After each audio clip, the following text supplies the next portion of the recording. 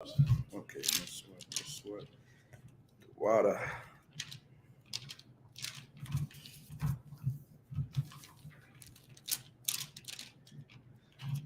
All right, so we're gonna touch a little bit on feast of dedication. This the third day. Is it third or fourth day? Today is the Saturday, Sunday, fourth day, right? Correct. Saturday, right? Fourth day. All right. So we're touching to that feast of dedication. Hanukkah is the fourth day. Got a few more days to go. For Maccabees.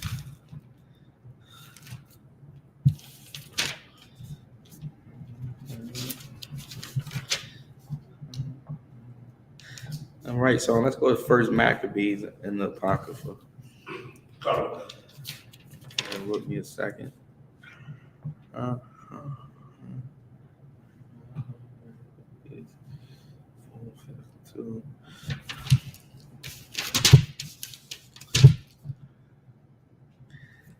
All right, so let's start at the beginning, right? Just so we get the gist of the story, right? And everybody knows what's going on. I'm going to start at one and on one Yediah. First Maccabees chapter 1 verse 1. Mm-hmm. And it happened that after Alexander, son of Philip, the Macedonian who came out of the land of contempt, had smitten Darius, king of the Persians and Medes. Right fast, if I could, right? Before we start the story, somebody give me Amos 5:21, right? Because of course the world getting ready for Christmas, right? Christmas, Kwanzaa, their Hanukkah, right? And of course the holidays that we celebrate in America is not biblical at all, right? The holidays that the oppressor taught us is just a hustle, right? So once again, they can make billions of dollars, right? You'd be surprised how much money they make during this so-called holiday season, right? They make billions of dollars off of, unknowledgeable people that don't really understand the origin of Christmas, and that don't even know nor understand that Christmas have absolutely nothing to do with Jesus Christ, nothing at all. Okay, and it's right in the Bible. All right, so give me Amos 5. Hold on, bear with me 1 second, please.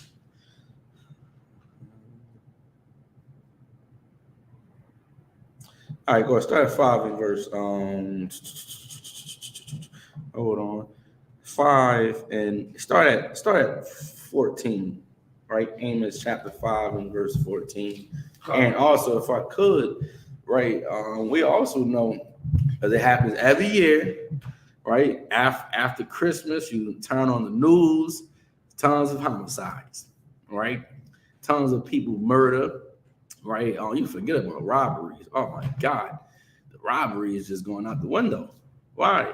Because everybody is trying to get money to buy the children gifts for Christmas, right? Go ahead, read Amos 5 and verse 14. Start there. Amos chapter 5 verse 14. Mm-hmm. Seek good and not evil. Now seek good and not evil. Once again, these holidays that we celebrate in America, how you know they ain't good? People die on those days every holiday season. It always happens, right? What is good to us? Hanukkah, right? The Passover. And this how you know our feast days are good, Yediah. Because none of our people die during our feast days. Right. You understand? You know how when you turn on the news and you hear about all the homicides that happen, through the holiday weekend. Right. When we celebrate the Passover, not one of our people die. I say our people, meaning those who are in the truth, right? But when people in the world go ahead and celebrate Christmas and oh my God, they getting ready for New Year's, right, orgy season. Right, that's what that is right there. Right, the Lord said we need to seek good. Right, we need to seek this truth, the knowledge inside this book. Let's read on. Come, that ye may live. That ye may live. Once again, smoking weed is not the way. Right, being spiritually asleep is not the way. Celebrating these holidays is not the way. That's how we die. Right? We die when we transgress the commandments of God, and then people be having this stupid face on. Like, why me? Why I'm going through this? It's because the Lord said in Hosea 4:6 that my people are destroyed for lack of knowledge. All right, go ahead, read on. Come. So the Lord, the God of hosts, shall be with you. Meaning, if we want God to be with us, right, we want Him to take away the pain, the misery, right? He may take away some of your problems, not all, right? But if we want God to be with us, then we must obey Him according to this book called the Bible. Like if the curses can come to pass, and on Deuteronomy the 28th chapter and 68th verse, how the Lord said we be sold unto our enemies for bondmen and bondwomen, then imagine the blessings that could come to pass. But we don't give ourselves an opportunity. You understand me? The Lord said, Deuteronomy 28:1, that these blessings will come upon us, right? And that we'll be blessed throughout the planet Earth. And all the other nations will follow us, right? Our stores, our cities, our people will be blessed. And we gave that up to what? Follow the Egyptians and celebrate Christmas and get ready for New Year's. Because in America, life is just about fun and games. That's all it's about. And that's why we are in this condition that we are in today. Read on. Come, as ye have spoken, hate the evil. Hate what? Hate the evil. Hate what? Hate the evil. Now, why is the Lord saying hate the evil? Why is He saying that? Hate the evil.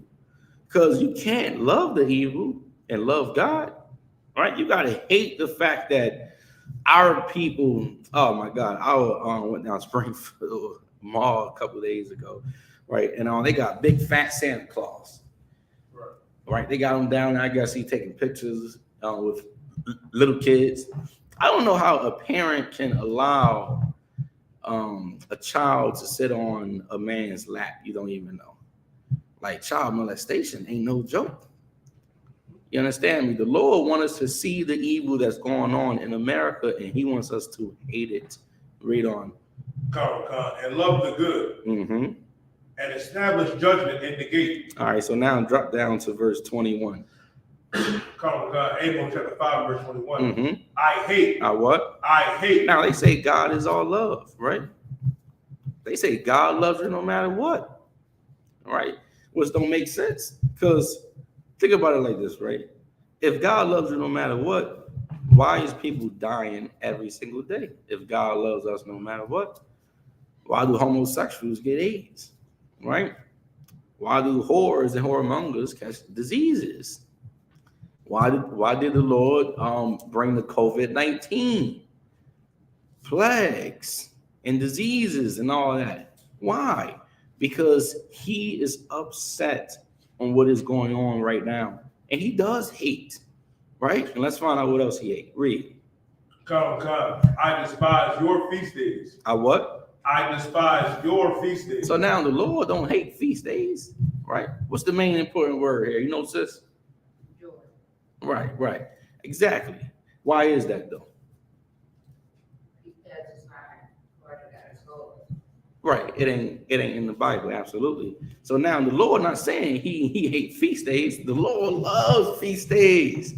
Right? The Lord loves when we got together Saturday night for Hanukkah, right? For the feast of dedication. Right? The Lord smelt that food. He smelt that, brother. Right? All that chicken, chicken wings and baked mac and cheese and stuffing. Right, the Lord, and then saw that. But that Thanksgiving dinner, oh my God. Yeah, the Lord ain't smelled that at all. You understand me? And that's one thing about coming in the truth and actually serving God. You got to be willing to make the sacrifices. Shalom, brother. Got to be willing to make the sacrifices.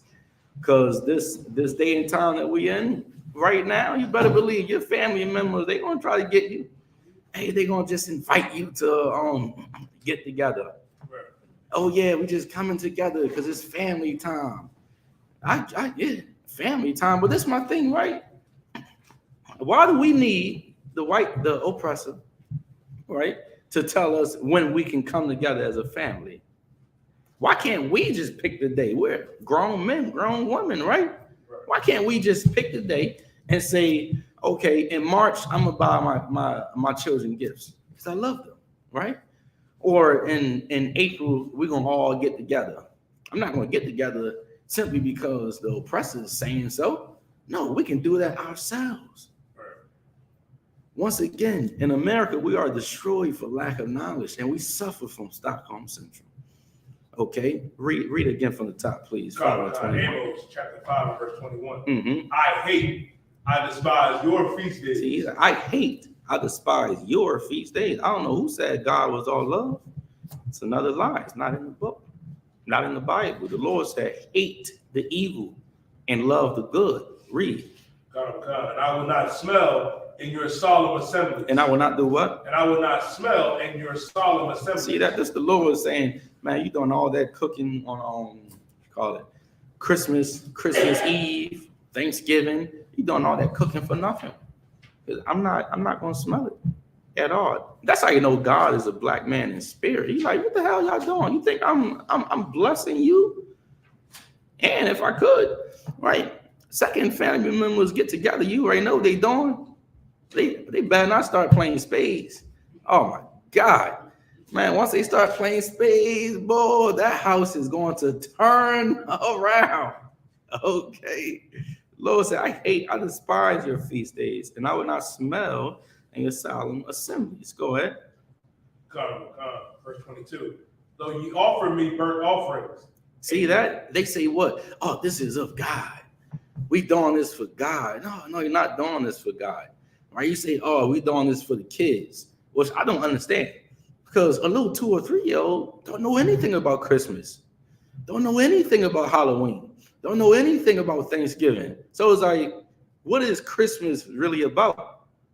It's about your childhood.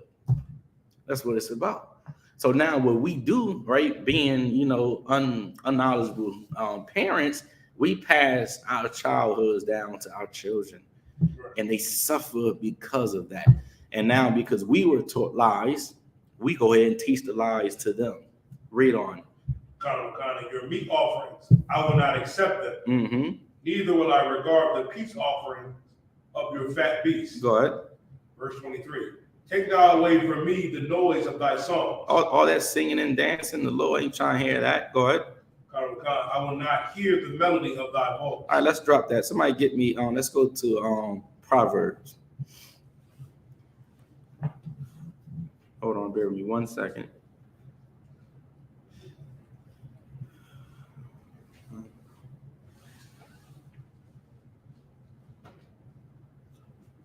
Go to the book of Proverbs, okay? 7 and verse 7. Let's go there. Also, somebody. All right, let's go there for right now. Ecclesiastes 7 and verse 7.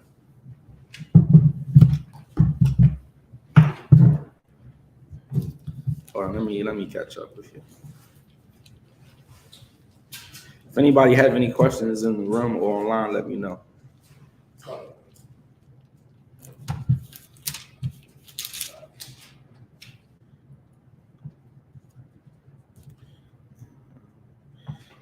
The book of Ecclesiastes, chapter 7 and verse 7. Hold on, bear with me 1 second. All right, go ahead. Start at 7 and 7. Ecclesiastes, chapter 7 and verse 7. Mm-hmm. Surely oppression maketh a wise man mad. Read that again. Surely oppression maketh a wise man mad. People say it all the time. Why y'all so angry? Why y'all down there screaming, yelling, talking about the white man all day, right? Why? Why are we angry? The Lord says, surely oppression maketh a wise man mad. I think any prince, right, or princess that know where they truly come from, that knows that all we got to do is obey the Lord and we're going to be on top. And to see the enemy in charge of us, ruling the whole earth, and now we out there laying on the ground, homeless, could barely eat, could barely survive, living off of pennies, nickels. That's going to make you mad. Why? Because we are the chosen people of God. And the Lord says, surely oppression maketh a wise man mad. Go ahead. Come. And a gift destroyeth the heart. And a what? And a gift destroyeth the heart. And a what? And a gift destroyeth the heart. And a gift destroyeth the heart. And now you got Christmas, right? Now you buy your children Christmas gifts. And you want to know what that makes your children, right? It makes them selfish. Okay, because now they got a day, same as birthday, right? Birthday, Christmas, it's all the same thing, really, right? And now in their mind is like, oh, this is about me. This is about my gifts. It's about what I can receive. Let me ask you a question, right? What if one day you can't afford a birthday gift? Then what? Right? What if one day you can't afford a Christmas tree or Christmas presents? Now, how are they going to look at you? Like you are a horrible parent because you can't afford to buy them video games. And now the children going to say, what? My dad is a deadbeat. He's a deadbeat. Why? Because he ain't come around and buy me Christmas gifts, or he ain't buy me the new sneakers that I wanted. You ever thought about it like this, right? Maybe the father ain't come around because he knew he did not have the money to buy them gifts. And he knew how his children were going to look at him because of that. And that's what these holidays do to us, man. It makes us selfish. And we only think about ourselves. The Lord says, surely oppression maketh a wise man mad. Read that last line again. Come. And a gift destroyeth the heart. And a what? And a gift destroyeth the And heart. a gift destroyeth the heart. All right, the mind. Let's drop that. Right. Let's get inside the Maccabees now. All right. So we're gonna touch up on Hanukkah, right? So everybody understand the spirit of it. Once again, Hanukkah or Hanukkah in the Hebrew is actually in the Bible, right? Was why we celebrated it Saturday night, sundown, and we're gonna keep it for the next 7 to 8 days. All right. So we're gonna get inside the Maccabees, right? Chapter 1 and verse 1. When you get it, young man, Chris, you can read it for me. All right. Once again, if anybody has any questions online, let me know.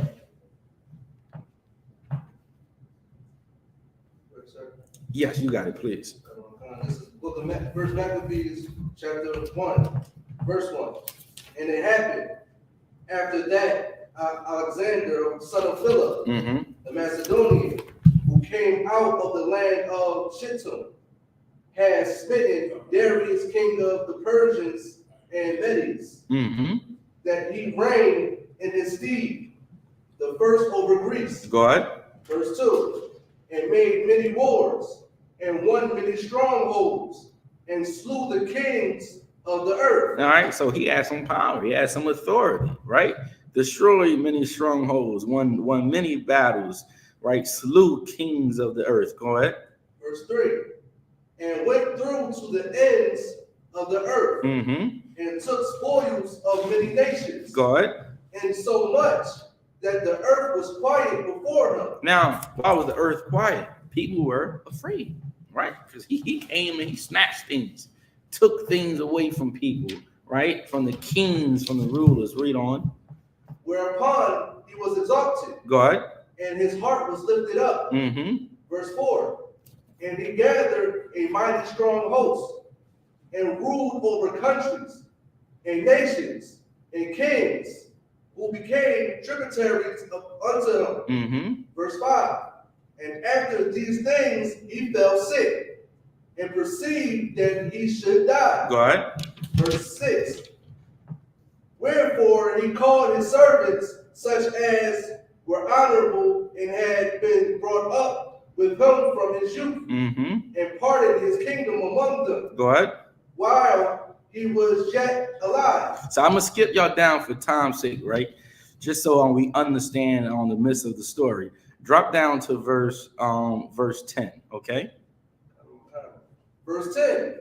And there came out of them a wicked group, Antioch, surnamed Epiphanes, son of Antioch the king, who had been in hostage at Rome. So now this King Antiochus, right? He was in charge at this time, right?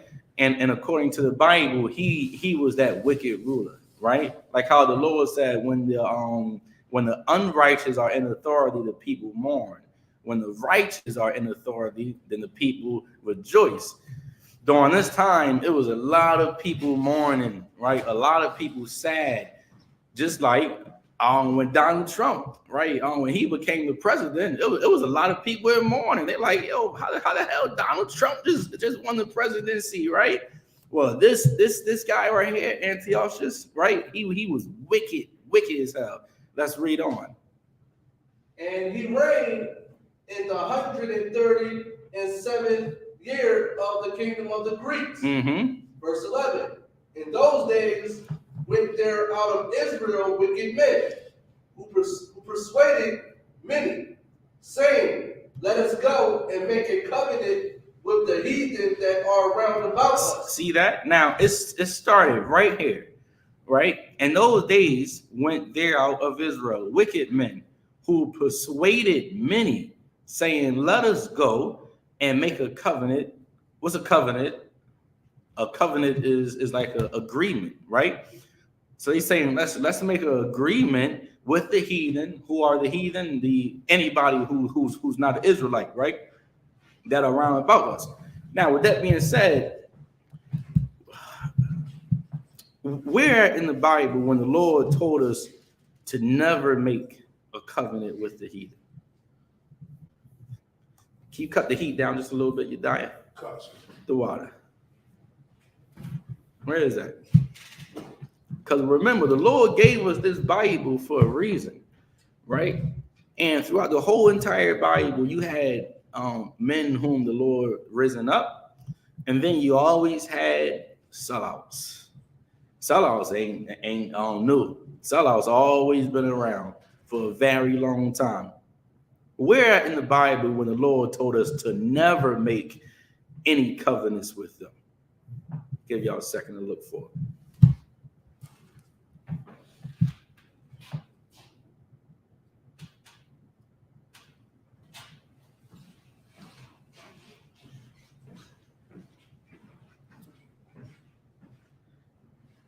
I got one for you right here. Let's go to Ecclesiasticus, right? The 12th chapter in the Apocrypha.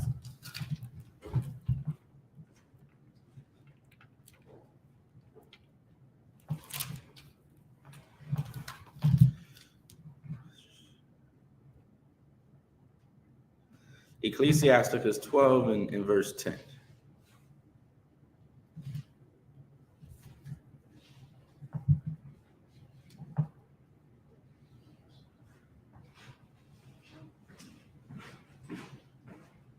This is Ecclesiasticus chapter 12, verse 10. Mm-hmm. Never trust thine enemy. Never do what? Trust thine enemy. Never do what? Trust thine enemy. The Lord said, never trust thy enemy.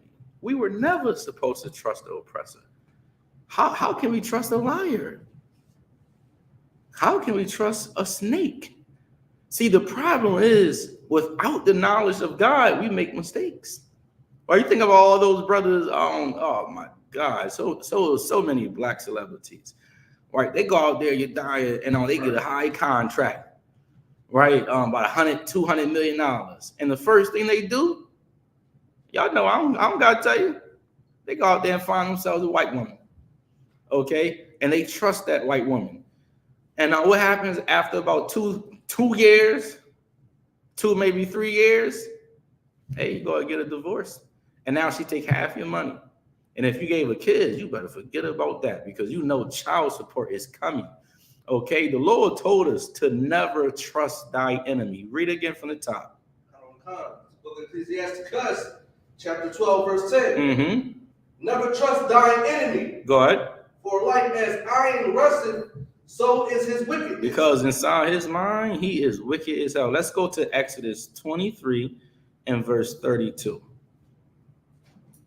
Now, you get that one for me, Yediah. Come. Ecclesiasticus 12 and 3. No, Exodus 23 and 32, please. Come. The book of Exodus, chapter 23 in verse 32. Thou shalt make no covenant with them. Go up one verse. Start Start at verse 30. Exodus chapter 23 and verse 30. By little and little I will drive them out from before thee, until thou be increased and inherit the land. Go ahead. And I will set thy bounds from the Red Sea, even unto the sea of the Philistines, and from the desert unto the river. Go ahead. For I will deliver the inhabitants of the land into your hand, and thou shalt drive them out before thee. Go ahead. Thou shalt make no covenant with them. Thou shalt make no what? Thou shalt make no covenant with them. That's why the Lord called them wicked men, right? They were wicked men talking about, let's go ahead and make an agreement with the heathen. When the Lord then told us in Exodus, you better not trust those white people. Okay, you better not trust the Chinese people because they are snakes. And the only thing they want from us is to benefit off of us. Why you think there's so many Chinese stores in our areas, right? God damn. So many on damn near every single corner. And yet we go in there and we make them rich. Okay? The Lord said, thou shalt make no covenant with them. Go ahead. Nor with their God. Nor with their what? Nor with their God. So this is my thing, right? The Lord said, thou shalt make no covenant with them, nor with their gods, right? Obviously, the Lord is talking about the heathen. So how can a black man serve a white God? How? Anybody black, right? Right?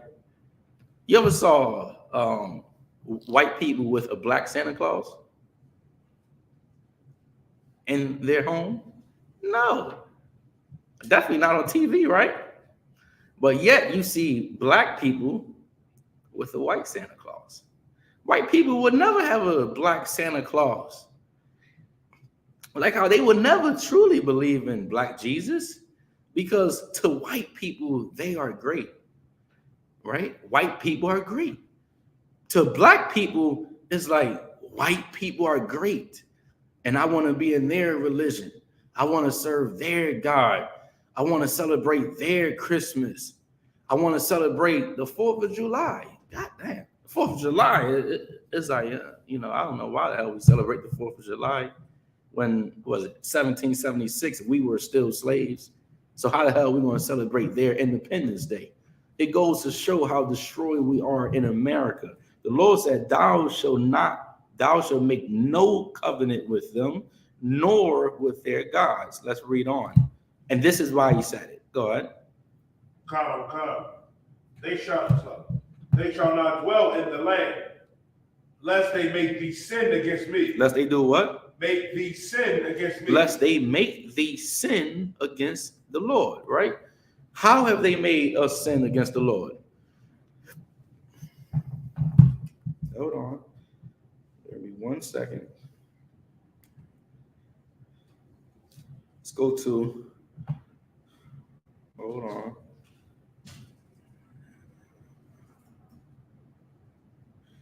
Give me 1 second.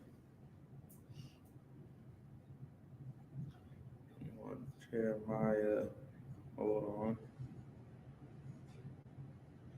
Okay, there we go, right here. Let's go to book of Jeremiah. Hold on. Bear me 1 second. No, I'm sorry. Not Jeremiah, Isaiah. Isaiah 57 and verse 5. All right, this is how they made us sin against the Lord. Young man Chris, when you get it, you read it, all right? Isaiah 55 and verse 5. And also, if I could, they've been making us sin against the Lord all the time. Think about it, right? The oppressor is ruling this earth, right? He don't have to serve pork. They don't have to, right? You dying? Right. They don't have to serve shrimp, crab, and lobster. They don't have to say homosexuality is an alternative lifestyle. Why do they do it? Because they want us to sin against the Lord so they can stay in charge, and so we can keep falling low, and very low, and make them millions of dollars Christmas weekend. Go ahead and read Isaiah 57 and verse 5. Isaiah chapter 57, verse 5. inflaming yourself with idols under every green tree. Read it again. Inflaming yourselves with idols. What's an idol? Inflaming yourselves with idols. What's an idol? Go ahead. Christmas tree. Right, it's a Christmas tree, but give me the actual definition of an idol. Go ahead. Statue. Right, you on it. Pull up your own definition of an idol for me, Yediah. All right, or anybody, whoever get it first.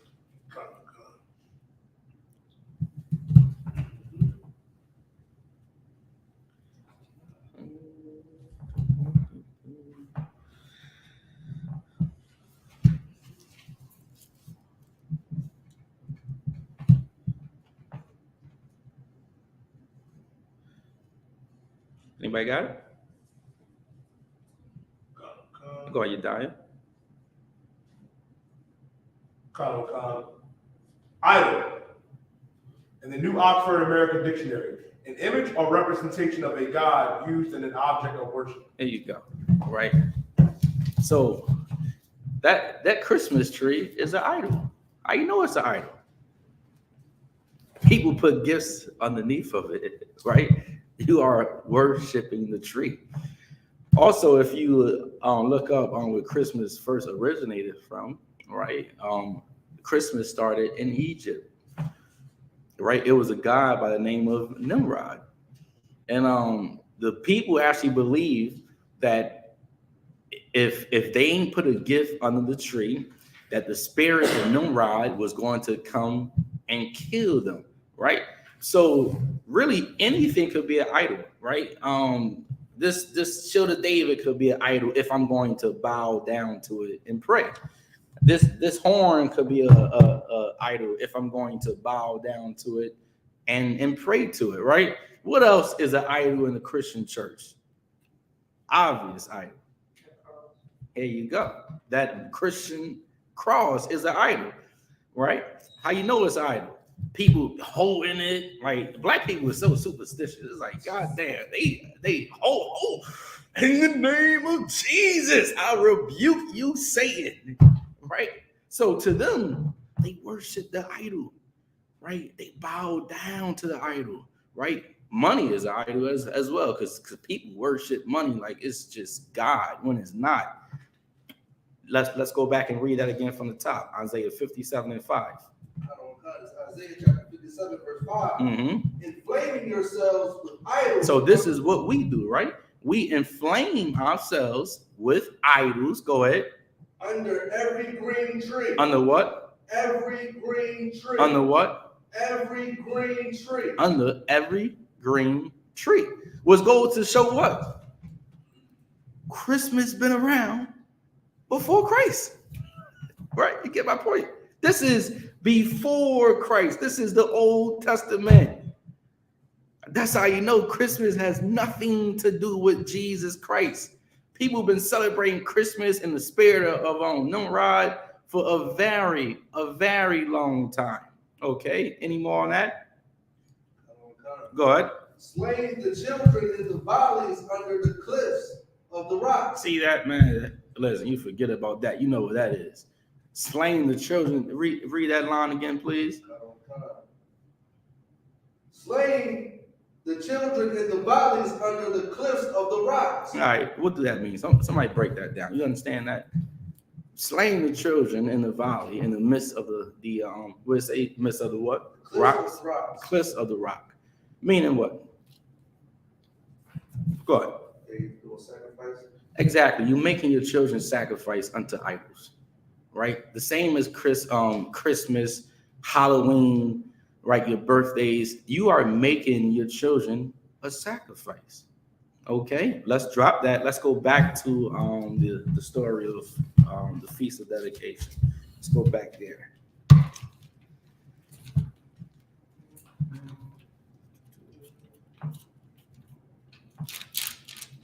Also, if I could, right, maybe it's just me, Yediah, but like, is it me, or it seems like the Christmas spirit is damn near dead? God, sir, it definitely is. Like, I know years ago when I was coming up as a young man, it was like, yo, you see lights everywhere.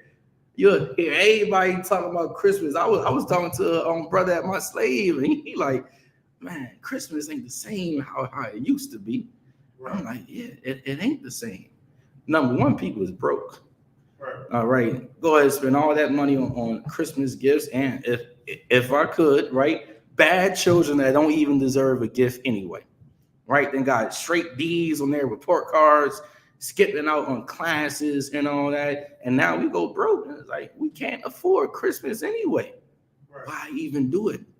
What's really going on is that the Most High is destroying the spirit of Christmas, and that's how you know that Esau kingdom is coming to an end, because things will never be how they used to be. All right, things is changing now. Why? Because we're in the last days of time. All right, let's go back to the Apocrypha where we left off at. First Maccabees chapter 1, verse 11. Mm-hmm. In those days went there out Israel wicked men who persuaded many, saying, let us go and make a covenant with the heathen that are round about us. So those wicked men went against the Lord, all right? Wanted to love the other nations. Go ahead. For since we departed from them, we have had much sorrow. Mm-hmm. Verse 12.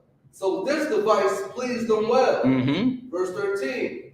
Then certain of the people were so forward herein that they went to the king, who gave them license to do after the ordinances of the heathen. So basically, right, the king gave them license to do what?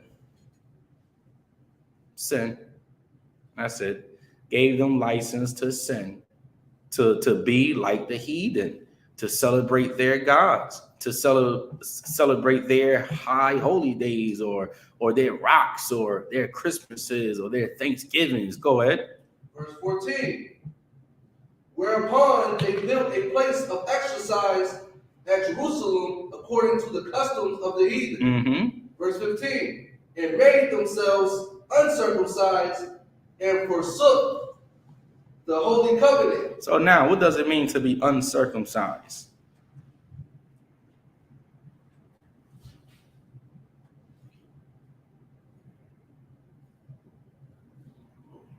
Uncircumcised. It says, and made themselves uncircumcised and forsook the holy covenant. Go ahead, young man, Chris. Like a Gentile, sir? No. Uncircumcised. Let's get circumcised. All right. Let's go to Jeremiah 9. Hold on. Jeremiah 9 and 23. Start there. Come. Look at Jeremiah chapter 9 and verse 23. Thus saith the Lord, let not the wise man glory in his wisdom, Mm-hmm. neither let the mighty man glory in his might. Go ahead. Let not the rich man glory in his riches, Mm-hmm. but let him that glory in this, that he understandeth and knoweth me, that I am the Lord, which exercise loving kindness, judgment, right and righteousness in the earth. For in these things I delight, saith the Lord. Okay, go ahead. 25. Verse 25. Behold, the days come, saith the Lord, that I will punish all them which are circumcised with the uncircumcised. So now the Lord is saying here, right? Remember, when a boy were born, right? He was supposed to be circumcised the what day? The 8th day, right? So of course you had some boys who were circumcised, and you had some who wasn't. Now the Lord said, behold, the days come, saith the Lord, that I will punish all of them which are circumcised with the uncircumcised. Why is he even saying that? Because even the boys who are circumcised, they transgress against the Lord by going against his laws and his statutes and his commandments, right? The precept you need is Acts, the 15th chapter and 24th verse. Let's go there right fast. Acts 15 and 24.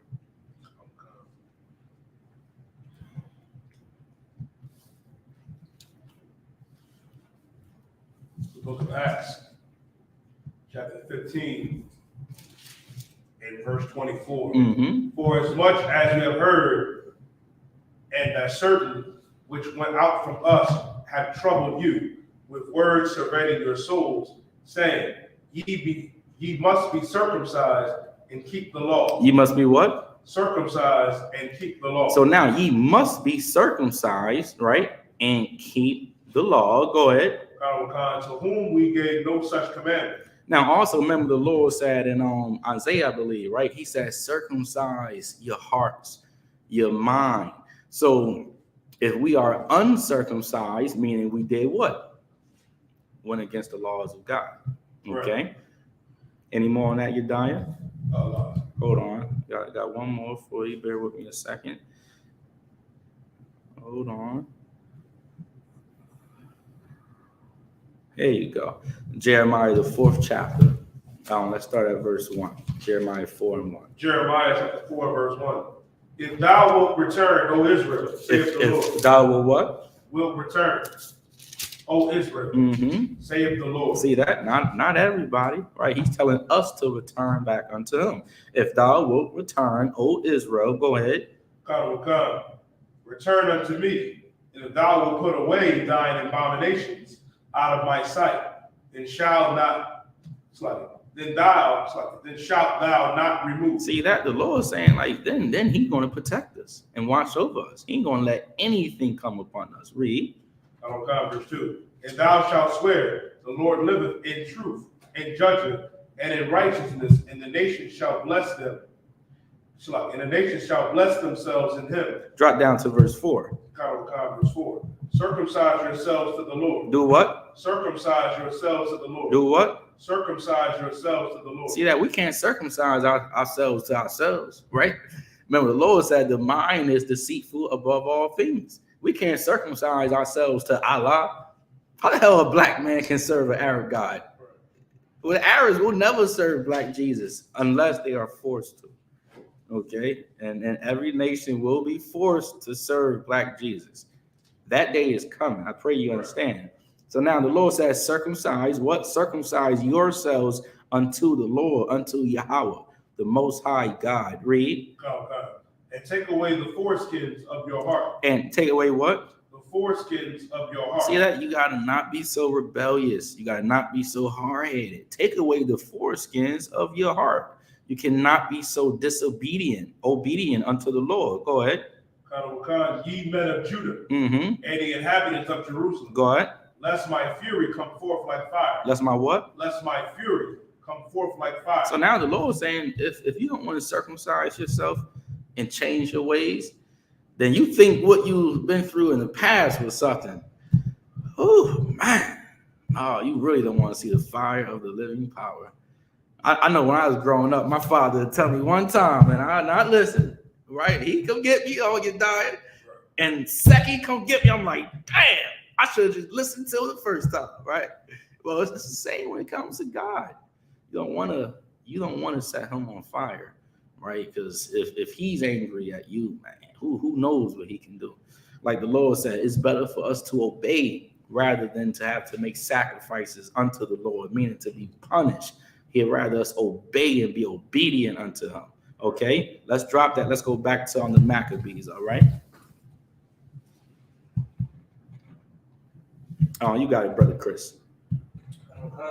First Maccabees chapter 1, verse 15. Mm-hmm. They made themselves uncircumcised. So they made themselves uncircumcised by God sinning against the Lord. That's how they made themselves uncircumcised. Read. And forsook the holy covenant. See that? And forsook the holy covenant. Go ahead. And joined themselves to the heathen. And then what? Joined themselves to the heathen. And then what? Joined themselves to the heathen. See that? We started having sex with them. We started living among them. We started celebrating their New Year's, their Christmas. We joined ourselves unto the heathen. Go ahead. And were sold to do mischief. See that? And we're sold to do mischief. Go ahead. Verse 16. Now when the kingdom was established before Antioch, he thought to reign over Egypt, that he might have the dominion of 2 realms. So he wanted to be in charge longer. right? Like anybody who's in charge. One ain't enough. You want 2 rounds. Go ahead. Verse 17. Wherefore he entered into Egypt with a great multitude, Mm-hmm. with chariots Tons of horses. Go ahead. and elephants, Elephants. Go ahead. and horsemen, Army men. Go ahead. and a great navy. And a great navy. Go ahead. Verse 18. And made war against Ptolemy, king of Egypt, Mm-hmm. but Ptolemy was afraid of him Go ahead. and fled, and many were wounded to death. All right, I'm gonna skip you down a little bit. Drop down to verse 24. Verse 24. And when he had taken all away, he went into his own land, having made a great massacre, and spoken very proudly. Mm-hmm. Verse 25. Therefore, there was a great mourning in Israel. So now everybody in Israel were sad. People were dying, right? We starting to go against the Lord again. It's damn near like what we did in Egypt, what we did to go into Egypt. Now we doing right here, right? That's the thing with us, right? We always been living a repeat, right? A repeat of weed, a repeat of sin, a repeat of I'ma just focus on money. Money is this, money is that. We've been repeating captivity over captivity over and over and over and over again. And yet we tried everything, right? Did we not try the Christian church, the Muslim mobs, right? We damn near tried, selling drugs. We tried all that. But the one thing we never tried is actually open up this book called the Bible and keeping all the commandments of God. We ain't tried that. And because we didn't hear, right? Therefore, there was great mourning in Israel and our nation, our people, our brothers and our sisters. Let's read on. In every place where they were. Verse 26. So that the princes and elders mourned, the virgins and young men were made feeble. See that? They were all weak, sick, going through pain and suffering. Read. And the beauty of women was changed. And the what? The beauty of women was changed. Now you got women looking like men, talking like men, right? They only had a movie come out with Think Like a Man, something like that. What's the name of that movie you died? Think Like a Man. Now the beauty of women was changed. Now our woman wasn't considered beautiful anymore. Our black men wanted heathen women. And our black sisters was just nothing at that time. Drop down to verse 28. Verse 28. The land also was moved for the inhabitants thereof. Mm-hmm. And all the house of Jacob was covered with confusion. See that? We were all confused. Like how we'd be like, damn, what's going on? We know what's going on, right? We are destroyed because we transgressed against the Lord. We separate ourselves from our God. Read on.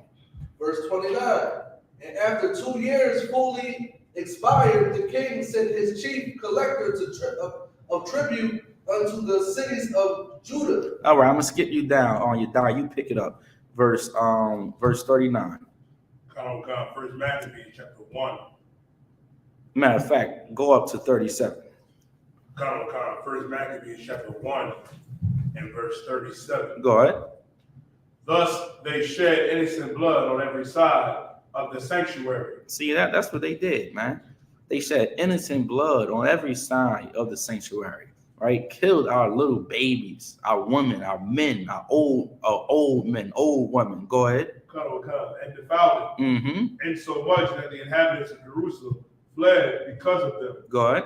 Whereupon the city was made an habitation of strangers, Mm-hmm. and became strange to those that were born in her. See that? Whereupon the city was made a habitation of strangers. Now strangers come in our cities and they take it over, right?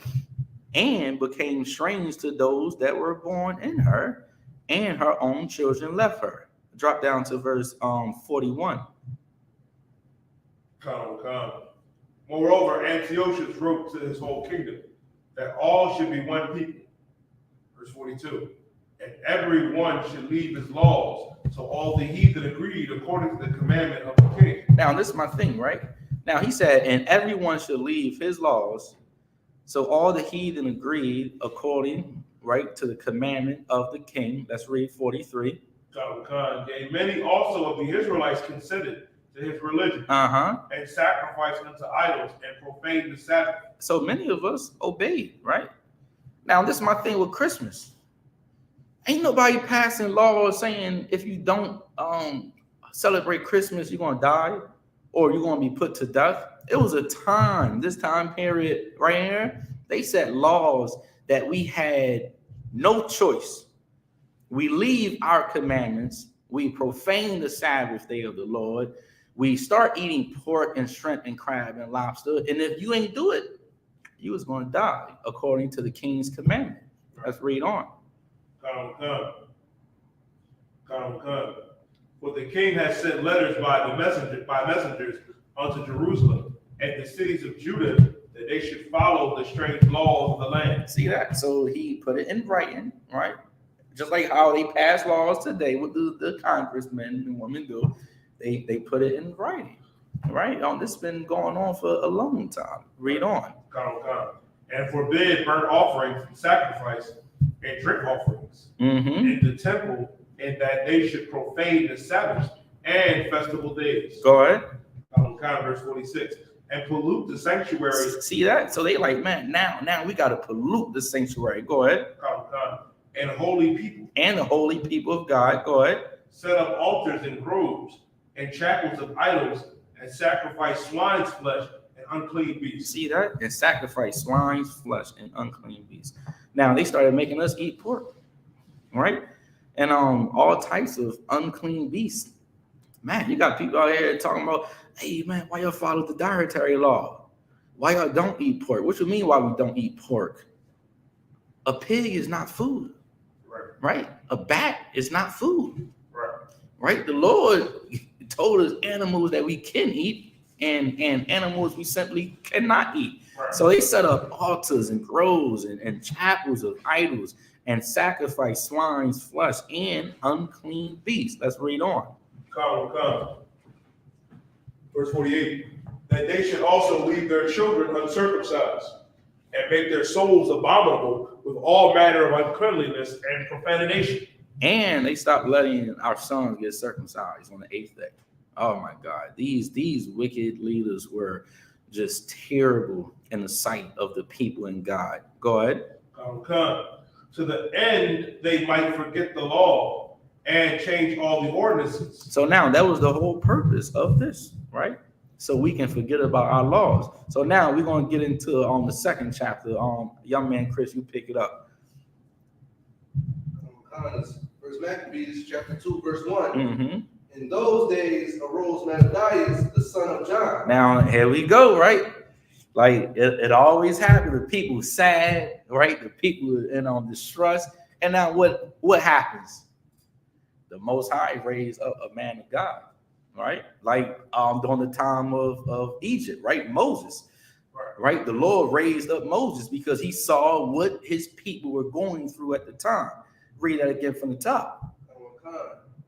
In those days arose Mattathias, the son of John, the son of Simeon, a priest of the sons of Jorid from Jerusalem, and dwelt in Madan.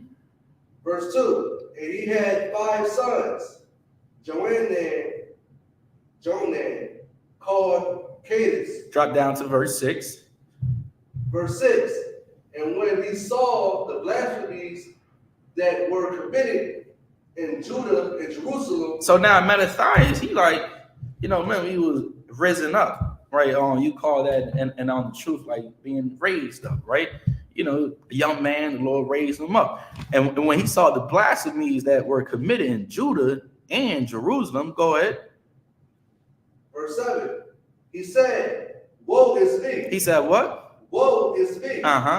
Wherefore was I born to see this misery of my people? See that? The spirit of the Lord jumped on that brother. Okay, it's almost like how when brothers come up in the truth, Right on. When you were in the world, it was like you didn't really understand what was going on. Why? Because you was on weed and drugs and all that, right?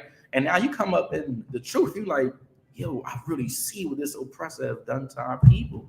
Mattathias, the Lord risen him up, and he like, what the hell is going on? He said, woe is me. Wherefore was I born to see the misery of my own people? Let's read on. And of the holy city. And of the holy city, Jerusalem, go ahead. And to dwell there, when it was delivered into the hand of the enemy, and the sanctuary into the hand of the strangers. Verse 8. Her temple is become as a man without glory. So her temple has become a man without glory. Meaning it was all types of stuff going on up in the temple of God. Read. Verse 9. Her glorious vessels are carried away into captivity. See that? Her glorious vessels are carried away into captivity. Read. Her infants are slain in the streets. Is not our people slain in the streets? Read. Her young men with the sword of the enemy. Her young men with the sword of the enemy, fighting for the enemy, joining the United States military, right? Hand with the oppressor. Read on. Verse 10. What nation have not had a part in her kingdom? What nation ain't benefit off of us? All the nations have. Chinese, Vietnamese, Africans too. Okay? Every single nation have been eating deliciously off of the backs of God's chosen people. And this brother was like the Holy Spirit jumped on him. He like, what the hell is going on? He like, man, I gotta do something about this. Let's read on. And got of her spoils. Meaning they all stole from us. Go ahead. Verse 11. All her ornaments are taken away. Of a free woman is become a bond slave. Now of a free woman, right? Our women were free. And now they became slave women. Read. Verse 12. And behold, our sanctuary, even our beauty and our glory is laid waste. Go ahead. And the Gentiles have profaned it. See that? The Gentiles, the other nations. Read. Verse 13. To what end, therefore, shall we live any longer? Meaning, if something don't happen, we're going to die. We all going to die. Read. Verse 14. Then Mattathias and his sons rent their clothes and put on sackcloth and mourn very sore. Go ahead. Verse 15. In the meanwhile, the king's officers, such as compelled the people to revolt, came into the city modded to take them sacrifice. Verse 16. And when many of Israel came unto them, Mattathias also and his sons came together. All right, so now his sons, they all rocking together. You pick it up, verse 17. First Maccabees chapter 2 and verse 17. Then answered the king's officers and said to Mattathias on this wise, thou art a ruler and an honorable and great man in the city. Now you see that. So after Mattathias stood up, right, then answer the king's officers, right? And they said this to Mattathias, thou art a ruler and an honorable and a great man in this city. Go ahead, Yediah. And strengthened with sons and brethren. And you got some strong sons, some strong boys right there in Achium. Read. Now therefore come thou first and fulfill the king's commandment, like as all the heathen have done. So now what did they just try to get Mattathias to do?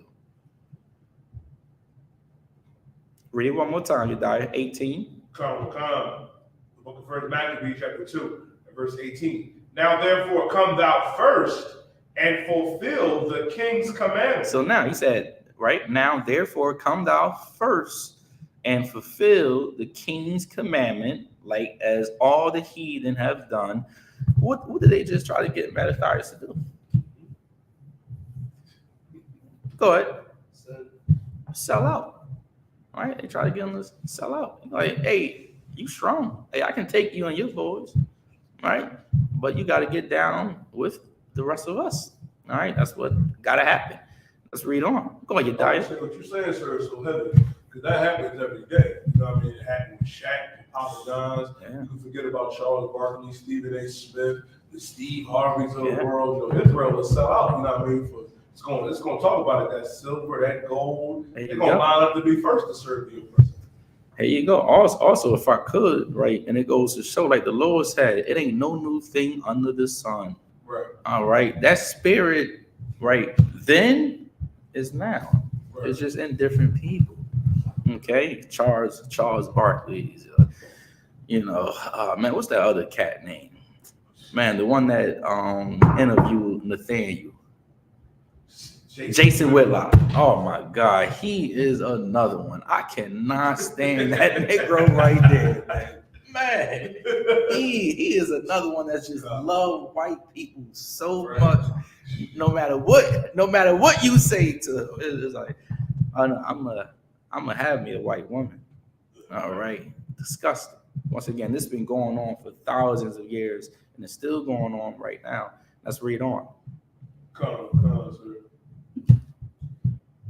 Like as all the heathen have done, yea, and the men of Judah also, and such as remain in Jerusalem, so shalt thou in thy house be in the number of the king's friends. Now, you see that?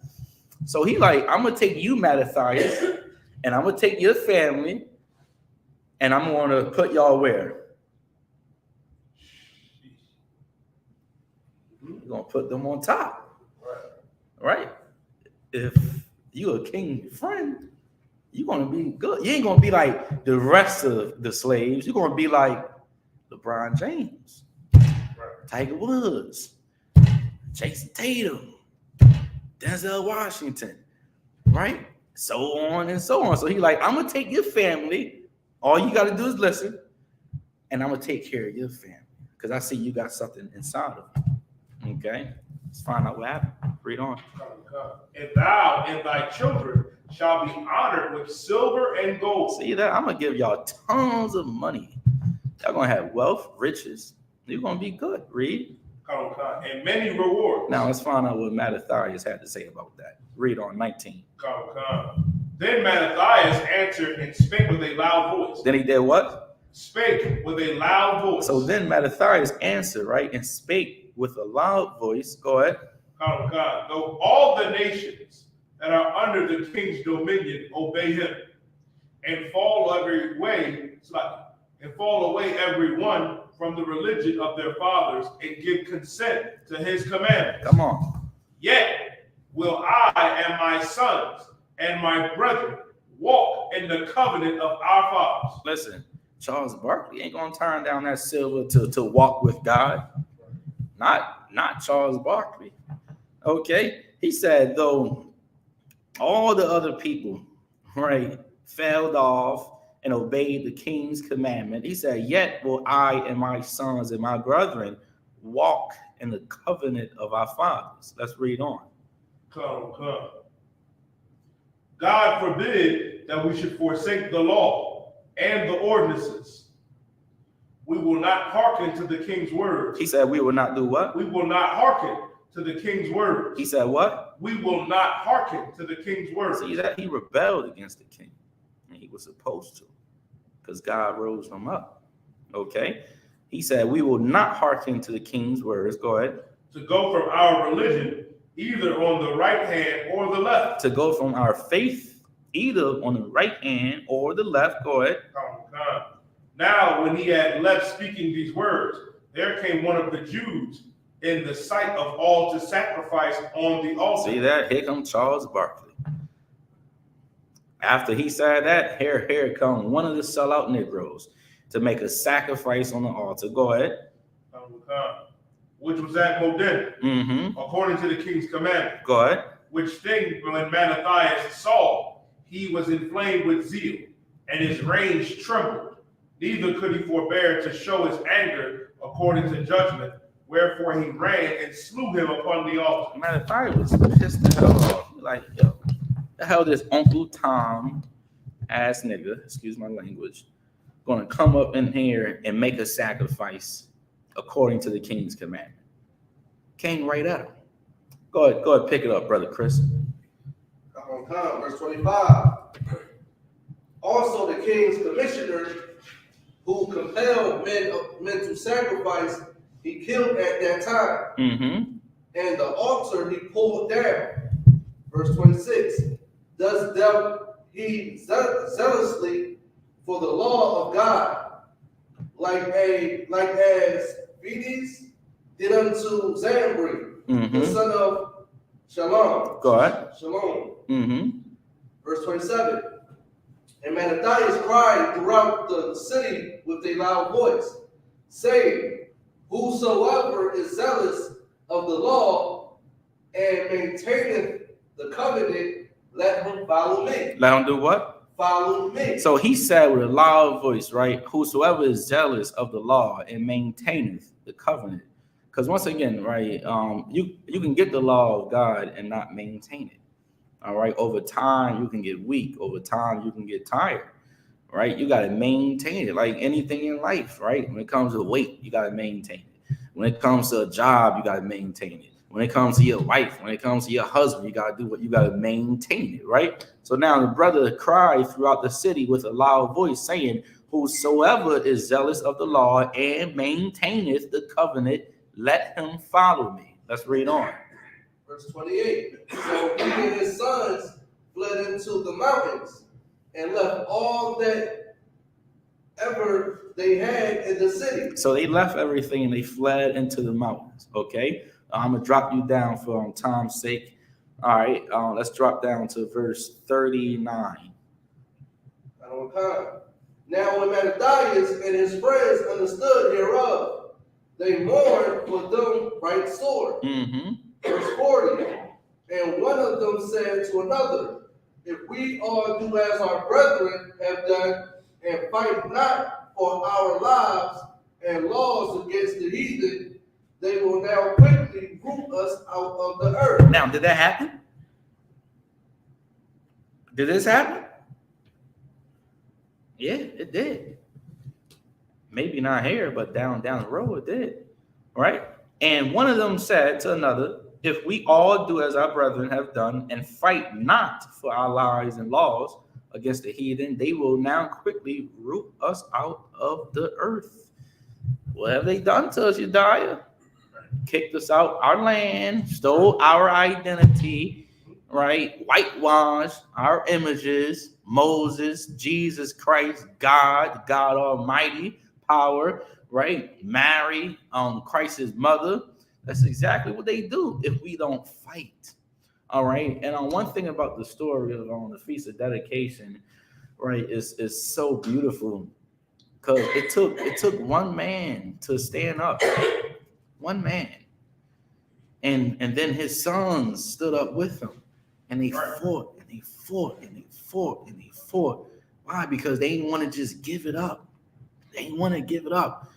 And like the Lord said, he's a man of war. And life is about fighting. Listen, you better believe, right? Especially being in the times we're in right now, holiday season, right? You're gonna have the Christmas spirit, all right? Like on the general brought out last night, the thought of feeling left out, not being a part of the New Year's Eve party, not being a part of being drunk for New Year's Eve, right? And just having fun and enjoying life. You're going to have to fight that spirit. You're going to have to fight it.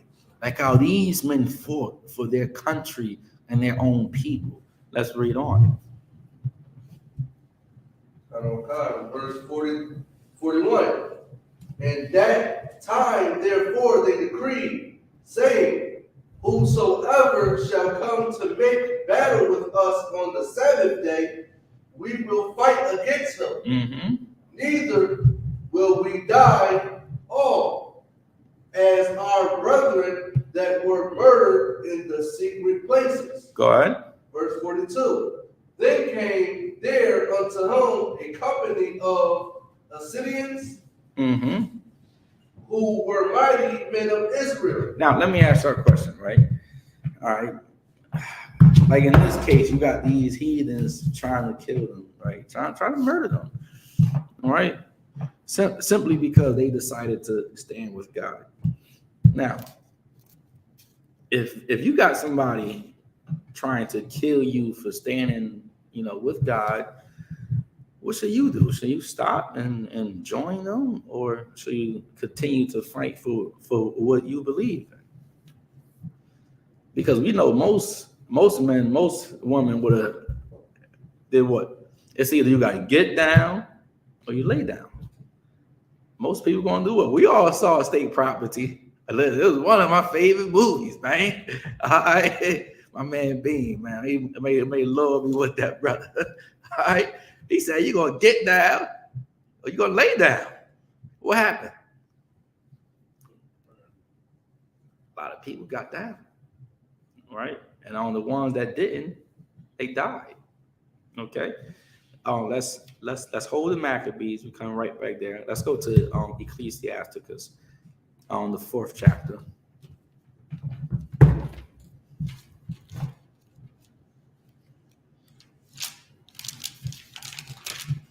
Hey, even Peter found out the hard way on your diet. Right. Hey, man, they came to kill him. They found out he wasn't too hard. Hey, and Christ told him. Oh man, can you imagine Christ telling you like, hey, you're gonna sell me out. You're gonna sell me out. And Peter being, he like, man, come on, Christ, man. We right here drinking, brother. Shalom, Yahweh, by show y'all nothing like that. And when the cock crow, I don't know. And he like, dang. Then he remember. It's psychological, man.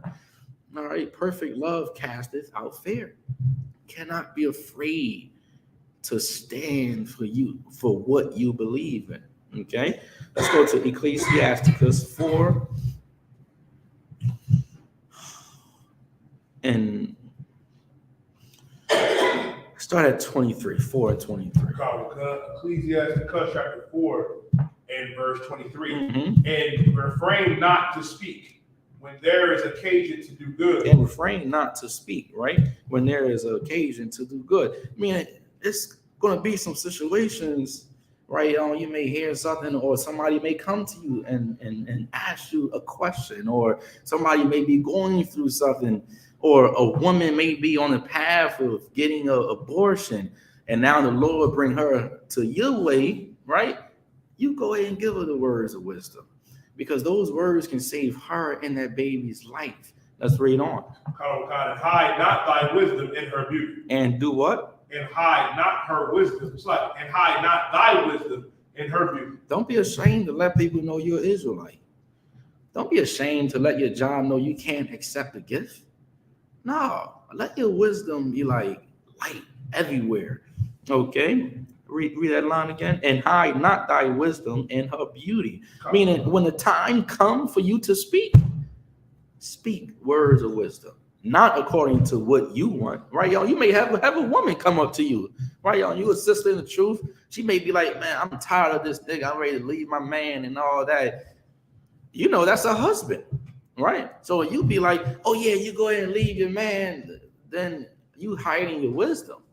Right, you gotta use your wisdom. Hey, sis, right? That's man, right? She may not understand that they're married, but you know what it is. Like it's a way to say something when even somebody in the world would be able to understand.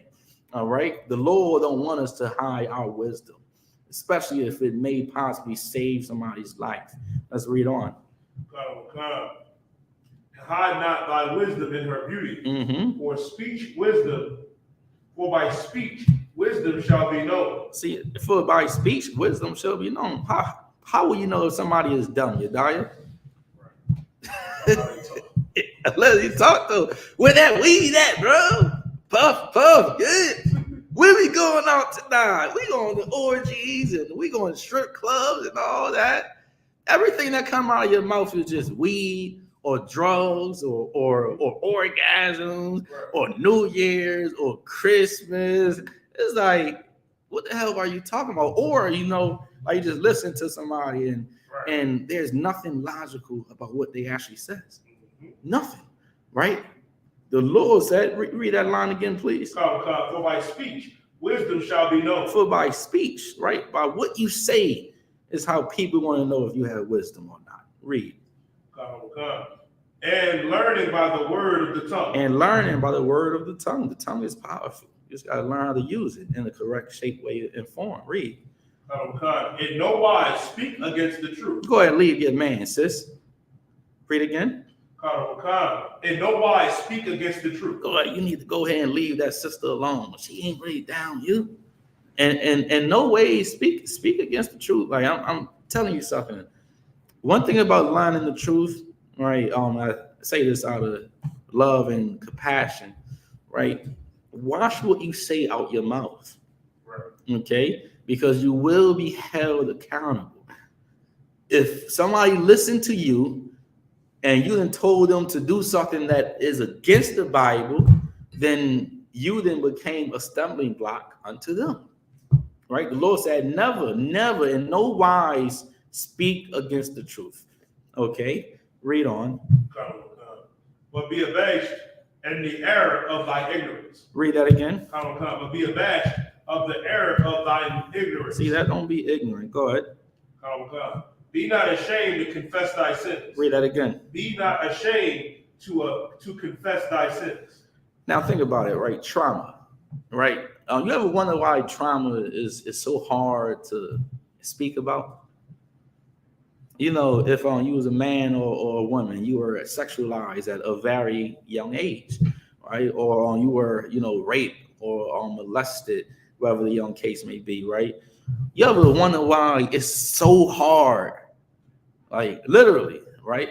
So hard to sit down and actually let it out to a therapist, right? It's more easy to sit with the therapist and talk about what you ate today, right? Oh, you talk about work, right? You talk about all that, and the therapist is trying to do what? Right. They trying to get it up out of you. Right. Why is it so hard? Because that demon don't want to leave you. That's why it's so hard, right? That demon want to stay inside of you, right? The same as a sin, right? The Lord said, read it one more time, Yediah.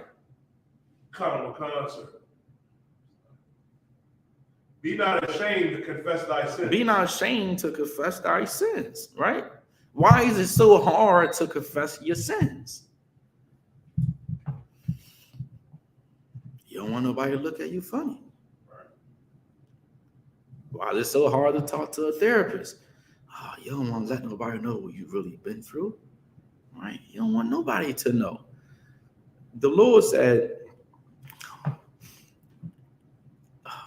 be not ashamed to confess thy sins. If you hold your sin in, it's never going to come out, right? If you hold your trauma in, it's never going to come out. Like, people fight demons every single day, mentally in their mind, right? And some people will never fight. Why do I say that? Because they only keep it in their mind. You want to know who's strong, right? That person who's talking about how they used to be on drugs, right? And how they used to shoot up all day, 24/7. Yet you got a whole room of people and everybody what?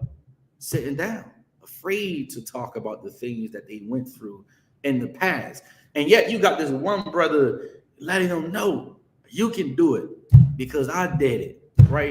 You got some sisters, right? Write books, right? They write books about their life story. They write books about some of the things they had to experience in life, and they let it out. Now, I'm not saying talk to anybody. I'm not saying that. But you find somebody, like, for example, if you sin against the Lord, you give a captain a call, right? You give that captain a call. Hey, sir, listen, I know I ain't been paying my tithes like I was supposed to. Man, I know I wasn't supposed to go to that Christmas party, but I messed up, right? I messed up and I met this bro and it's a lock here, sir. Right? You let it out. And then you can become a better person. But if you simply leave it in your mind, you know what's going to happen again? Same thing. It's going to happen again if you don't let it out. Was why the Lord said, be not ashamed to confess thy sins. Let's read on. Time. And not force, enforce not the course of the river. Mm-hmm. Make not thyself an underling to a foolish man, neither accept the person of the viper. Go on. Strive for the truth unto death. Do what? Strive for the truth unto death. So even if you got to die for the truth's sake, hey, you should. So if you got to die for the truth's sake, hey, you may lose family members, right? You may lose your sons, you may lose your daughters, right? Your mother, your dad, right? You may lose a lot of people if the Lord is saying that you could possibly lose your life. He says, strive for the truth unto death. Go ahead. And the Lord shall fight for thee. And then the Lord will be your strength. Okay, you're going to die. You know what's going to happen? You'll be back. I pray you understand. Right. And when the Lord bring you back, it won't be in the condition that you were in. Strive for the truth unto death, and the Most High will fight for thee. Let's read on. Be not hasty in thy tongue. Now, this is another thing to learn. Read it one more time. Be not hasty in thy tongue. Read it one more time. Be not hasty in thy tongue. Don't be so fast to just say everything that's on your mind. All right. Most people do that when they're angry, when they upset, right? They just start ramming. Be not hasty in thy tongue. Read on. And in thy deeds slack and remiss. Go ahead. Verse 30. Be not as a lion in thy house, nor frantic among thy servants. Mm-hmm. Let not thy hand be stretched out to receive, and shut when thou shouldest repent. See that, man? The Lord trying to help us understand to be brothers and sisters. Right. All right, y'all. That's what it always comes down to. All right. Let's go back to the Maccabees. Any questions online? You got it? So no questions on that. All right, no sweat. Brother Chris, you got it. Where we left off at. Yeah, Dyer, give me when it's talking about Christ was born in the springtime. Well, I think it was in Luke, right? I think it's Luke, the 2nd chapter. If you can try to find that one for me, please. So Luke chapter 2. Yeah, Luke chapter 2 verse 1. All right, you can hold that. If you can hold that. Go ahead, Brother Chris, you got it. First Maccabees chapter 2, verse 42. Then came there unto him a company of Assyrians, who were mighty men of Israel, even all such as were voluntarily devoted unto the law. I'm going to skip you down a little bit. Drop down to verse 50. Now therefore, my sons, be ye zealous for the law, and give your lives. Give your what? Lives. Give your what? Lives for the covenant of your father. See that? You got to teach your children something. Die if needs be. Die if you have to. Right? These Muslims are hypocrites because in their book, if there's nothing to eat on the earth, then I can go ahead and eat some pork. How about you die? Die for what your father laid down to you. Right? Therefore, my sons, be zealous for the law and give your lives for the covenant of your fathers. Let's read on. Verse 51, call to remembrance what acts our fathers did in their time. Mm-hmm. So shall ye receive great honor in the everlasting day. Go ahead. Verse 52, was not Abraham found faithful in temptation? Now, what was Abraham's temptation? Go ahead. Sacrifice his son. Man, every time I read that story and I look at my boys, I'll be like, man, that brother, Abraham, man, that brother is hardcore. Can you imagine the Lord saying you got to kill your own son? Right? You grab a knife and you slice him down the throat. And then right before you about to kill his son, the Lord like, oh no, Abraham, hold on. I was just testing you, brother. I was just trying to see if you was going to obey me or not. Even Abraham was tempted. Right? He ain't, cry. I mean, that brother was hardcore. He was tempted and he passed his test. All right, this holiday season, you're going to be tempted. And let's see if you pass your test. Let's read on. and it was imputed unto him for righteousness. Mm-hmm. Verse 53. Joseph, in the time of his distress, kept the commandment and was made Lord of Egypt. See, now you read about righteous men who stood up in the midst of tons of phonies. Joseph, in his distress, right, kept the commandment and was made Lord of Egypt. Drop down. Matter of fact, just go ahead and keep on reading because it's going to get into some mighty brothers that had to either sacrifice their lives or went through tons of hell for the sake of God. Read on. Verse 54. Phoenix, our father, is being zealous and fervent, obtain the covenant of an everlasting priesthood. Go ahead. Verse 55. Yahushua, for fulfilling the word, was made a judge in Israel. See that? Yahushua, for fulfilling the word, was made a judge in Israel. Go ahead. Verse 56. Caleb, for bearing witness before the congregation, received the heritage of the land. So go ahead. David, for being merciful, possessed the throne of an everlasting kingdom. See that? David, for being merciful, possessed the throne of an everlasting kingdom. You see these names? Y'all see these names here?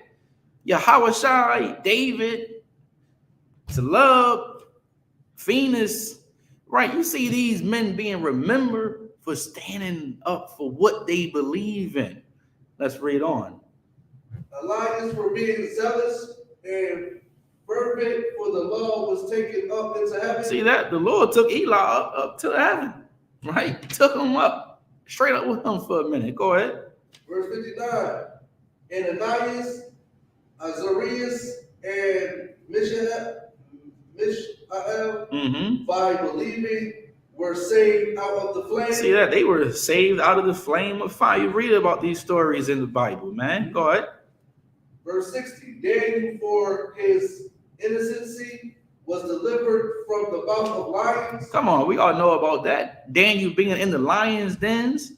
Right. The king, right, put him in a den of lions, right? It was tons of lions up in that den.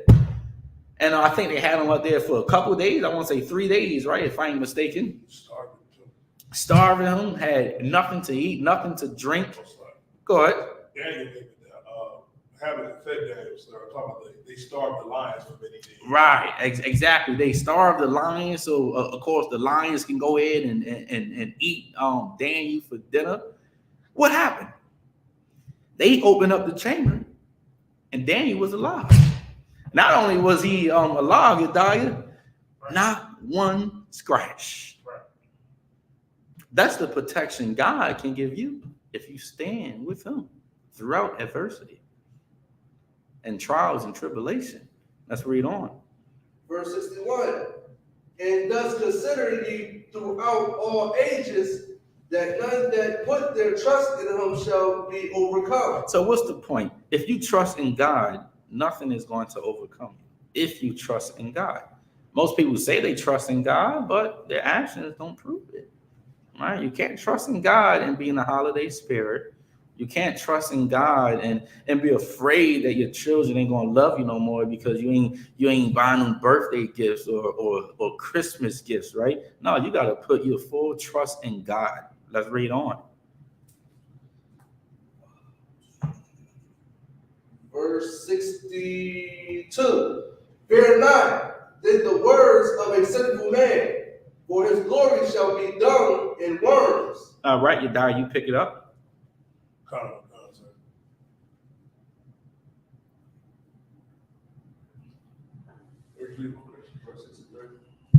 First Maccabees chapter 2 and verse 63. Today he shall be lifted up, and tomorrow he shall not be found, because he is returned into his dust, and his thought is come to nothing. Drop down to verse 64. Oh, so like that's where you at. Go ahead. Wherefore, ye my sons, be valiant, and show yourselves men in the behalf of the law. For by it he shall obtain glory. Mm-hmm. And behold, I know that your brother Simon is a man of counsel. Give ear unto him alway. Go ahead. He shall be a father unto you. Mm-hmm. As for Judas Maccabeus, He had been mighty and strong. He had been what? He had been mighty and strong. See, that brother been mighty and strong, man. Hardcore soldier for the name of God. Go ahead. Even from his youth up. Even when he was a young man, the Lord saw it in him. Read. Come on. Let him be your captain. Let him be your what? Let him be your captain. Let him be your what? Let him be your captain. Go ahead. And fight the battle of the people. See that? To be in charge, you got to go through a lot. All right? You got to go through a whole lot. Man, you think about King David, right? You think about Paul being cast into prison, Daniel being cast into the lion's dens, Christ, right, being crucified to death. That's a lot. But the thing is, if you be strong in the name of the Lord, he will see that. And he will reward you, even though your mind is telling you something different. The Lord raised his brother up, raised him up, made him a captain. Why? Because he showed what? Courage. Right. Courage. You got to show courage to truly serve the Most High God. Let's read on. Come. Take also unto you all those that observe the law, and avenge ye the wrong of your people. God. Recompense fully the heathen, and take heed to the commandments of the law. God. So he blessed them and was gathered to his fathers. And he died in 146 years, and his sons buried him in the sepulchres of his fathers at Modin, and all Israel made great lamentation for him. So now I think we get the whole sum of the story, right? So now take me to the end, Yediah. Right, on the 4th chapter, 4 and 52. Right, they redecorated the temple. They fixed everything back up. I think it's 4 and 52, if I'm not mistaken. First Maccabees chapter 4, verse 52. Now on the 5th and 20th day of the 9th month, which is called Shlith, and the 148th year, they rose up betimes in the morning and offered sacrifice according to the law upon the new altar of burnt offerings. Go ahead. Which they had made. Look at what time and what day the heathen have profaned it, even it was dedicated with songs and citharns and harps and cymbals. Verse 55. That all the people fell upon their face, worshiping and praising the God of heaven, who have given them good success. See that? And now everybody jumping on board. Thanks to that one brother for raising up some strong sons. Okay, let's read on. And so they kept the dedication of the altar 8 days. They kept it how many days? 8 days. So then, right, they kept the dedication of the altar 8 days. Man, they party. Hey, you brothers, I like to party. This the week right here, brother. Right. All right, they party, they drink. Right, they went out, right? They had a good time, and it was only right, knowing what the heathens done to their temple and how they had to take it back, like how we're gonna take Christ's kingdom back from the heathen, from the oppressor, and we're gonna do the same thing, but in Israel. Okay, let's read on. And offered burnt offerings with gladness and sacrificed the sacrifice of deliverance and praise. They decked also the forefront of the temple with crowns of gold. See that, man? They decked that thing out, man. They had crowns and gold everywhere, man. That thing was looking glorious. Go ahead. Right. With shields. Shields of David, Dawadah, right? Go ahead. And the gates and the chambers they renewed and hanged doors upon them. Go ahead.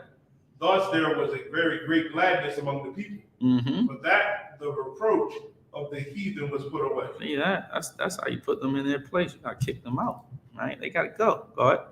Moreover, Judas and his brethren, with the whole congregation of Israel, ordained in the days of the dedication of the altar should be kept in their season from year to year by the space of 8 days. Here you go. And that's why we're keeping it right now, right? And we're going to talk about it for the rest of the week, right? We're going to read these stories so we can be like Mattathias. Right. So when we feeling weak or when we going through trials and errors, we remember for 8 days how this brother, he stood up.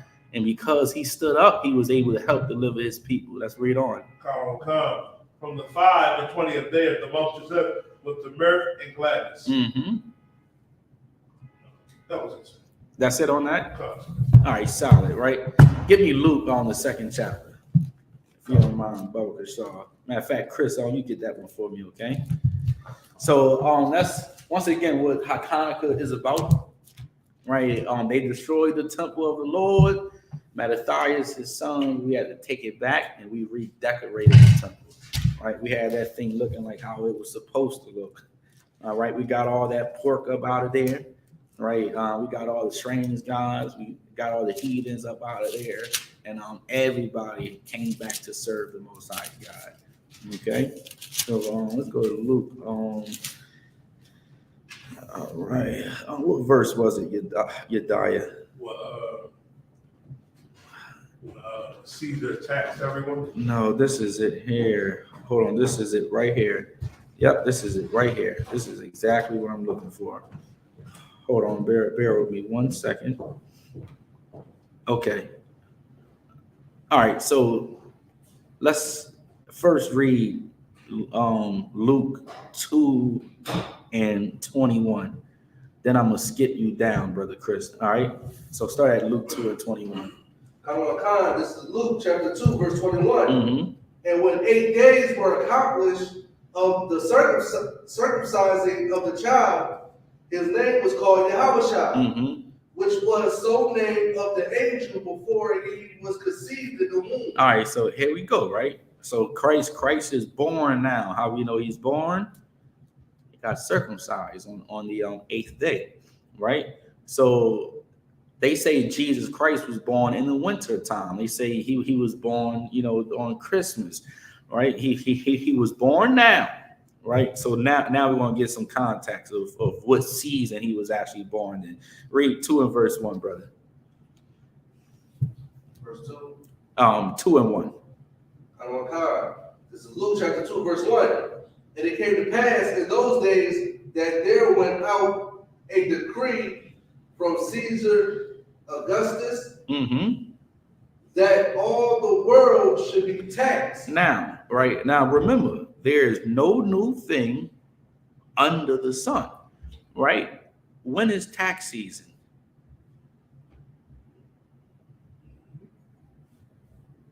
Go ahead, Yediah. Because in the spring. It's in the springtime. It's not this month, right? It's in the springtime, right? So now that all the world should be taxed, let's read on. Verse 2. And this taxing was first made when Cyrenius was governor of Syria. Go ahead. Verse 3. And all went to be taxed, everyone into his own city. So everybody went to be taxed around tax season. Like even today in America, tax season is not in the winter. Tax season is in the springtime when everybody fighting over who they going to claim who, and everybody need their share, right?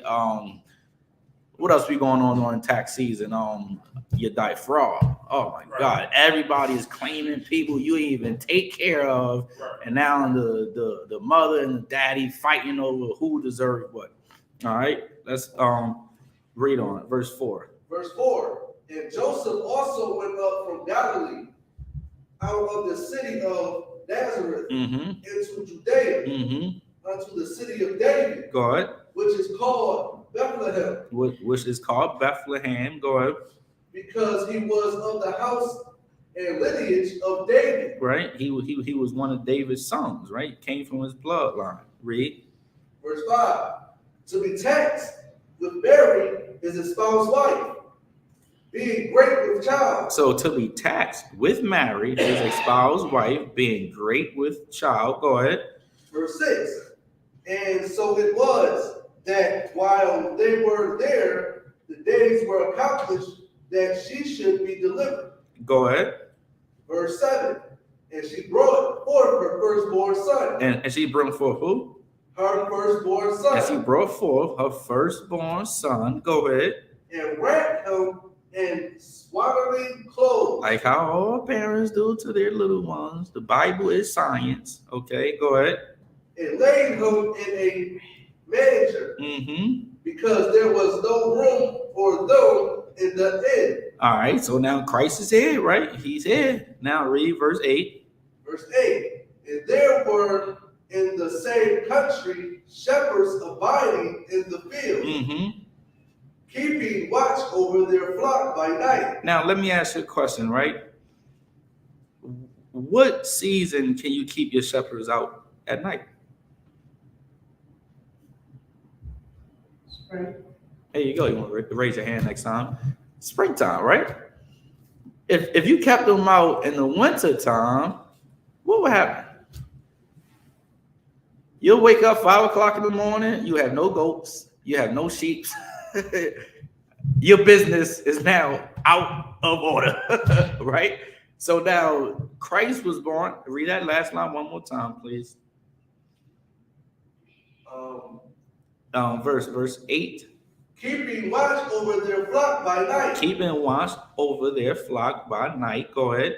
Verse 9. And lo, the angel of the Lord came upon them, and the glory of the Lord shone round about them, and they were sore afraid. Mm-hmm. Verse 10. And the angel said unto them, Fear not, for behold, I will bring you good tidings of great joy, which shall be to all people. Mm-hmm. Verse 11. For unto you is born this day in the city of David a Savior, which is Yahushua, Mashiach, Adonai. Mm-hmm. Yahushua Mashiach, same thing. Christ Yahushua Adonai, Yahushua Mashiach, same thing, right? So now Christ was born this day, right? Which means what? Christmas has nothing to do with Jesus Christ. Right. He was not born in the middle of winter, right? Why would you need men to watch over the flock? The flock is not inside. They're outside. When can you keep your flocks outside, your sheep or your goats? You can't keep them outside in the wintertime because they will die. Okay, you can only do that in the spring and the summertime, which once again just goes to show that Christmas has nothing to do with Christ, and it's just all hustle. Okay, to take your money so we can be poorer and they can get richer. All right. Any questions before I wrap it up? No question, no answer. No sweat. So with that being said, I'm gonna pass the class over to priest and officer. You die. Captain Ahmad, strong man. That being said, we're in the ISUPK out on 1 West 125th Street, Harlem, New York, under the command of Johanna. Rule for new brother and sister. When a new brother and sister come to the school, they are all left for 6 months. They are to be saluted only. They're here to shed themselves to the world. If they need transportation, the teacher will arrange it. After 6 months, if a brother or sister has an interest in a particular person, he or she must get permission from the head to speak to a brother or sister. There's another 6 months with the brother and sister will get a chance to court each other. That's another 6 months period where the brother and sister will get permission from the head to marry, tied to the commandment. You can read about this in the book of Numbers, chapter 18 and verse 21. The book of Malachi, chapter 3, verse 8 through 10. By Isupk, 10th in Hebrew, 10% of every penny of the increase the Lord gives you. Give to the treasury department, priest fund. Free will offer for the preacher, not mandatory. What's up, reminder that we give? What upcoming holy convocation? We are currently in the feast of the dedication of Hanukkah. We also have the feast of Purim coming up on the 14th day, the 15th day of the 12th month, Sunday, March 5th and March 6th on that Monday. And you can read about that in the book of Esther, chapter 9, verse 20 to 31. Make sure y'all check the bulletin board of it in the hallway for any events that we may have. We also have the Passover coming up in Raleigh, North Carolina. We're also accepting donations to get the Philly band up and running again. If you have any donations towards the Philly band, contact Captain Ahmad Deshar, officer of 1000 Danyala. With that being said,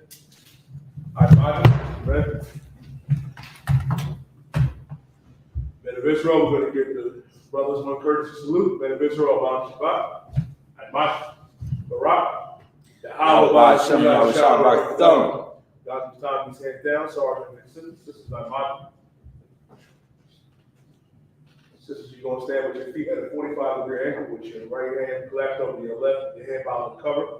Men of Israel, we're going to give the sisters one courtesy salute. Men of Israel, Mount Shabbat, Admashi, Barak, Yahweh Shamar, Al-Tham, Yahweh.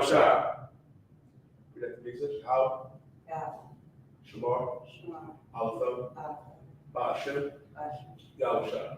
What we said, when the Most High watch over you in Christ, God, in the time he hands down, clap.